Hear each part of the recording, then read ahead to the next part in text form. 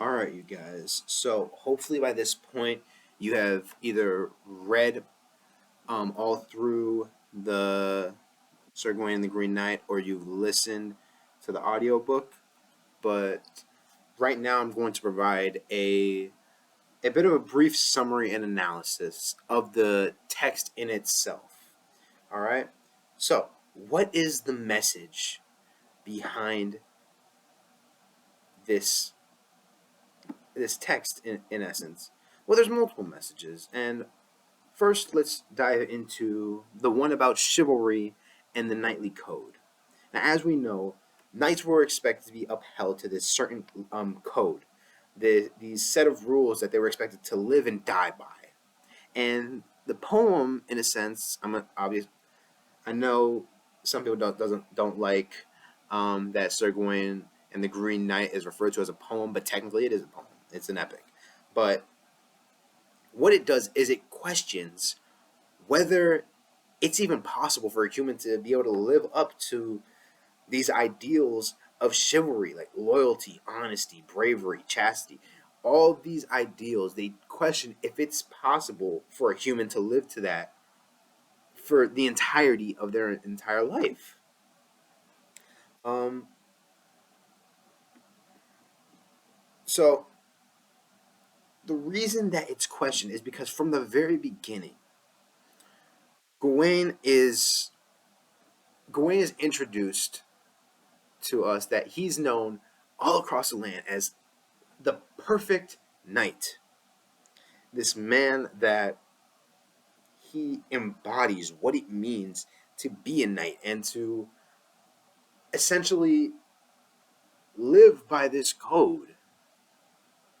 He's the poster boy for knighthood, and yet he fails in the two of the key traits of chivalry, which is honesty and trust. He broke Bertilac's trust and was dishonest to him about the girdle that was given to him by Lady Bertilac. So, that's one of the messages or themes that's present. The next one is about the about the fallibility of humans. It points out that humans, in a sense, are flawed. And this code it kind of brings back to knighthood and that knightly code and chivalry, where they're essentially expected to be perfect, to uphold these ideals no matter the circumstance. And the poem kind of gives this message that it's okay. No matter how honorable or knightly you try to be, humans are naturally flawed. And that's okay. For example, when Gawain finally he admits about wearing the green girdle, and he's devastated by this thing that he has wrapped around him that sort of symbolizes his shame and his dishonesty and his disloyalty to Bertilac. Regardless, Bertilac still forgives him, and he still preserves his life. And it's also present, if you don't notice, the entire time that Gawain is in Bertilac's castle, he's still going to mass. He's going and doing confessionals and confessing his sins. Why would a knight that is supposed to uphold the idea of chivalry and loyalty, honesty, bravery, why is a man like this going to confessional? It's because humans are naturally flawed. We're inherent to having sin, which is okay. It's understandable. The beauty of being human is our ability to make mistakes, not only just to make them, but to learn from them. And it makes it known that making mistakes or sinning is not inherently bad. It's when you don't learn from them that's where that shame should really come. And that kind of gets into the next point. It's about honor. And the poem sort of suggests that honor, despite what that code says, honor isn't about being perfect. It's about how you respond when you fail. For example, when Gawain confesses and he accepts his punishment for being dishonest, he is showing his humility. He says, "Listen, I've made my mistakes. I know that I did not uphold the code that I've sworn by. So I'm going to accept my punishment." And in the end, we're sort of able to see Gawain grow as an individual by sort of honoring his mistake.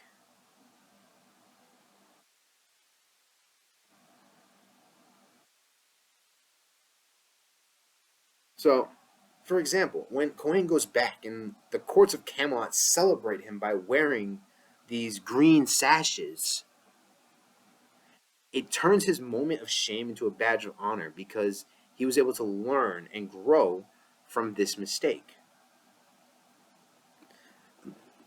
If you guys remember, before he left, he was garnished in this shiny this shiny suit of armor, these these gold ropes that were holding him together. He was leaving, being sent off with this sort of picture of him being the perfect knight. And we get to end with him seeing that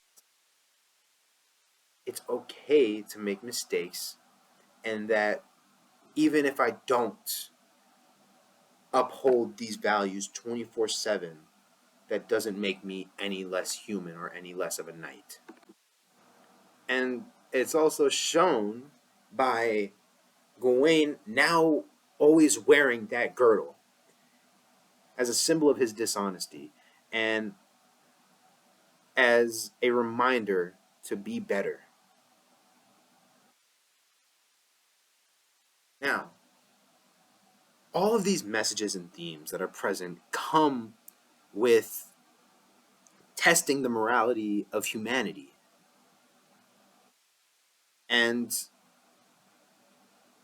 we get to see that the true test of somebody's character doesn't come from the battlefield or in one on one combat, but it comes from unexpected places. It comes from those small private moments where you're given that choice without the expectations of others.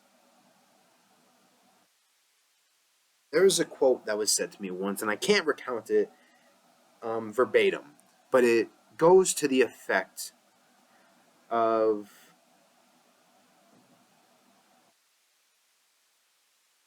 it's I'm gonna butcher it a little, but it goes, honor isn't what isn't what you do in the heat of the moment. Honor, honesty, and all those amazing traits that come with being a human, being truly honorable comes from what you choose to do when nobody's looking. And I think that's especially true in Sir Gawain the Green Knight. with all this temptation and testing that Lady Bertilac was doing to Gawain, and how he was finally able to see and acknowledge his true character through those small intimate moments that he shared with Lady Bertilac.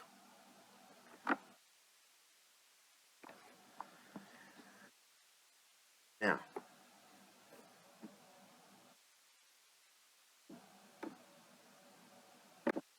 this last theme is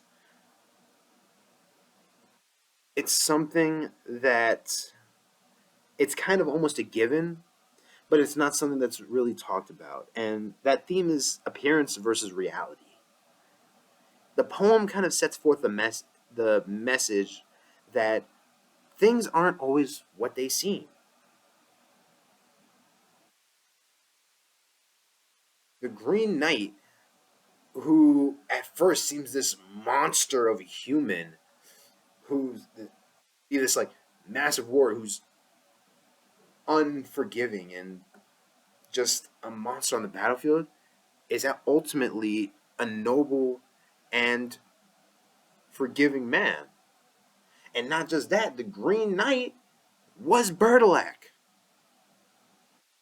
And on top of that, with Lady Bertilac, at first it seems just to be flirting, but in actuality, she's testing Gawain. She's not doing this out of any of her actual desires. She's doing this for her husband to help test Gawain. That whole setting of Gawain being at his castle, that was an entire trap disguised as hospitality. Life is not always what it seems. Whatever situation whatever situation you could potentially be put in, it might not always be what it seems. Right? Now, another now that's it for the themes, but I want to there's two main points that not really two, but there's one main point that I want to cover with you guys. And one is the fact that Bertilac and Lady Bertilac's names aren't named directly until the end. We don't see their names. Throughout the majority of the story, they're just known as the Lord and his wife, the Lady. Now, why? Now, that's how it was originally written. It's not that has nothing to do with Simon Armitage or his translation. But why was it kept that way? Why was it originally written that way?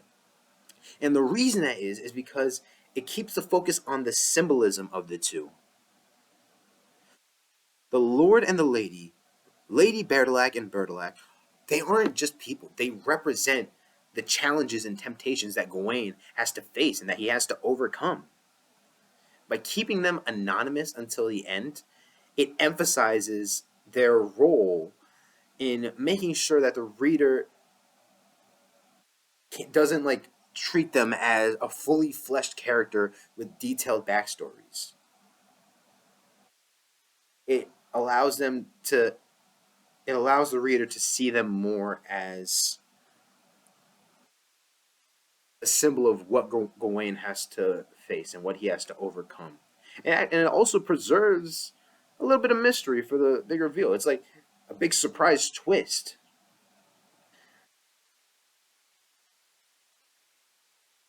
So another thing, it's just a little bit of a how do I say this an extra like an extra piece of like a tidbit of information in case you didn't recognize. Sir Gawain and the Green Knight contains so much repetition. I mean, I don't know if you were able to pick it out, but he, like here, just by I can pick a random section, just a random lines right here, multiple instances. The hunters on the horseback came hammering behind. with stone splitting cries, as if cliffs had collapsed. If I find another one, perfect in practice were the men at their posts, and so great were the greyhounds which grappled with the deer. The prey was pounced on. So it creates this sort of rhythm. Now, why is there just so much repetition? Now, the reason that there is so much repetition, well, it's because, well, one of the main ones is because, keep in mind, this was written in Middle English and it was a poem. Medieval stories were often meant to be um, recited out loud. So it was meant to be remembered. So it kind of helps with trying to remember it. It helps with memory aids for the audience so that they can keep up with him. But it also, in a sense, it kind of emphasizes key ideas and themes. So back to it, kind of draws special attention to those ideas like honor and temptation and loyalty. Um, it helps like for example with Gawain's constant prayers and references to the seasons changing, it helps remind the readers or the listeners that time is passing and that he's approaching his fate. Um, it also helps create a bit of a ritualistic and formal tone.